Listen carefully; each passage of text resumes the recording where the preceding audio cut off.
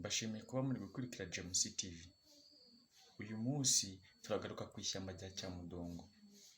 Cyamudongo ni ishyamba riherereye mu burengerazuba bw'igihugu, akarere ka Rusizi, umurenge wa Nyakabuye na Nkungu.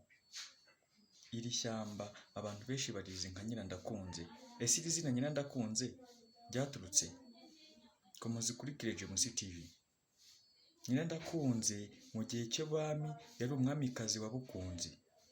Akaba yari afite umugabo bita Ndagano. Ndagano yari umutware uyobora Ubukunzi. Ariko uyu mwami yari afite uyu mugore wiwe, uyu mugore we yari afite ubugome bw'indengakamere. Nyirandakunze yafataga amasuha y'abagabo akayakuraho akayashyira ku ngoma ya Karinga. Ndagano yari afite abana babiri, umwe yitwaga Ngoga, undi yitwa Bigirumwera. Neza aba bana bari bafite nyina, ariko nyina akabasuzuguza se. Ni ukuvuga abagaragu bose Ndagano yari afite ntabwo bumviraga uno mwami kuyobora koko kandi ko ari umwami. 90% abagaragu bose bayobokaga nyirabuja.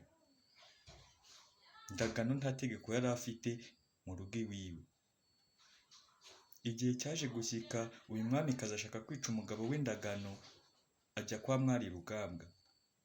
Ndagira ngo nyumve neza, Mwari Rugambwa yari umwamikazi wa Busozo. Abantu bazi muri ibi bice bazi umugezi wa Rubyira. Umugezi wa Rubyira niwo wagaburaga Bukunzi ndetse na Busozo.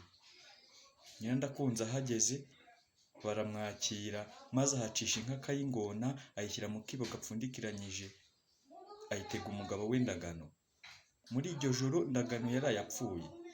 Baramufashe baramutara aruma, aza kuvamo urunyo.